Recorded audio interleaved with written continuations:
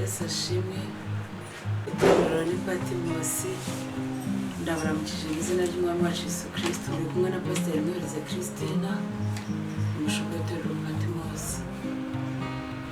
Nk'uko bisanzwe ndagira ngo dusenge Imana twinjire mu ijambo ry'Imana. Data mu izina rya Yesu turagushimye. Tugushimiye igitondo cyiza cy'umugisha turemeye kugira ngo tukishimiremo. Ngwino bane natwe ntabarengeho ku izina ryawe ari ryo, kandi wumve ijambo wese umugisha kandi umushoboze ku byo ngiye kubwiriza none n'iteka ryose mu izina ry'Umwami wacu Yesu Kristo, amen. Twihuse ndagira ngo dusome amagambo ari muri Yakobo igice cya 1 umurongo wa 1.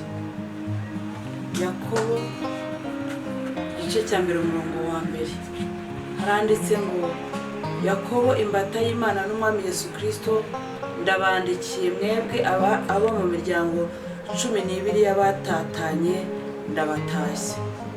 Dusubiremo. Yakobo igice cya 1 umurongo wa 1. Yakobo imbata y'Imana n'Umwami Yesu Kristo, ndabandikiye mwebwe abo mu miryango 12 y'abatatanye, ndabatashye.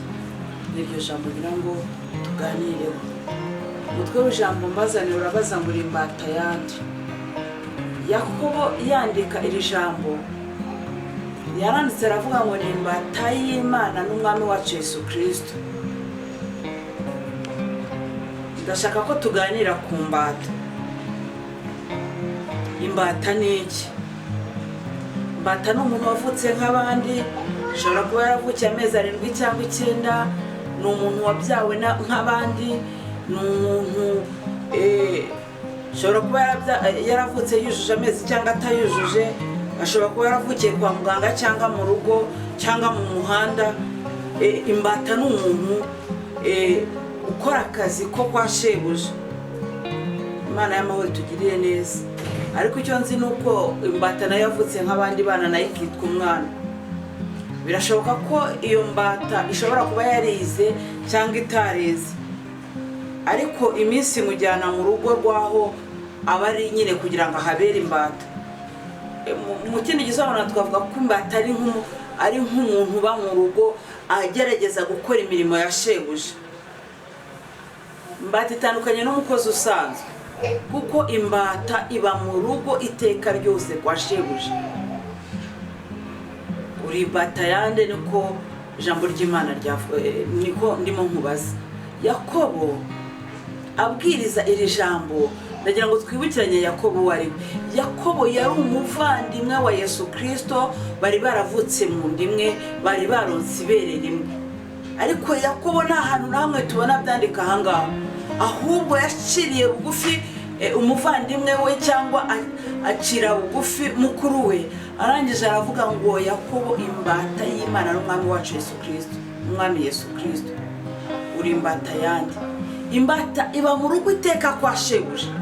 Ese imbata itandukanye n'umukozi. Umukozi bashobora kumwirukana, umukozi ashobora gusezera cyangwa nabwo agasezererwa, ariko imbata iba muri urwo rugo ubuziraherezo. Tubanze turebe imbata. Imbata ntabwo irya uko ishatse, iryo shebuja yayigeneye. Imbata ntabwo ivuga uko ishatse, kuko ibiri kwa shebuja ivuga ibwirijwe na shebuja. Uri imbata koko? Tubona abantu benshi bavuga ngo ni imbata za Yesu, ariko bikarangira bigaburiye aho kugaburirwa na bashebuja. Nicyo gituma amanyanga agwiriye. Abantu ntabwo bari imbata z'Umwami koko. Nicyo gitumye ubugome bugwiriye. Imana y'amahoro tugirire neza. Imbata ntabwo irya uko ishatse, igaburirwa na shebuja. Imbata ntabwo ivuga uko yiboneye, kuko ibiri mu rugo kwa shebuja. Imbata ntabwo ijya aho ishatse. Oya, imbata igengwa na shebuja. Imana y'amahoro igusure nanjye sure. Imbata ikindi giteye ubwoba cy'imbata, imbata ntigira inshuti. Yagira inshuti ite hirwa mu kazi kwa sebuja? Imana y'amahoro idusure. Imbata ntigira ibigari.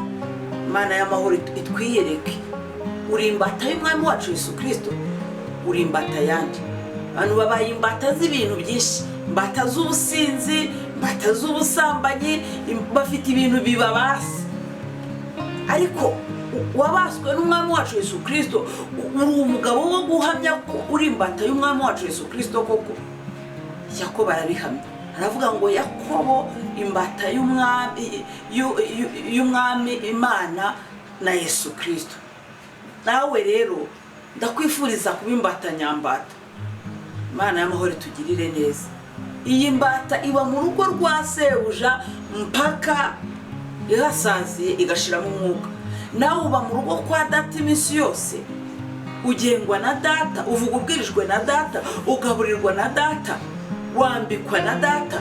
Imbata burya nta nubwo yambara iby'ishazi, iba ifite imyenda sebuja yageneye yo kwambara. Imana y'amahoro dusure. Imana yari yakuntumye ngo kubaze ngo uri imbata y'umwami wacu Yesu Kristo.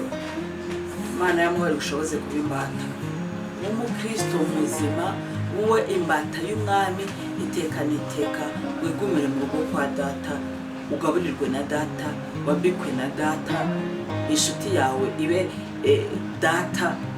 Bizagushoboza kuba imbata y'ukuri, aho kuba imbata z'abantu n'imbata z'ibintu n'imbata z'igihe. Ibera imbata y'umwami wacu Yesu Kristo.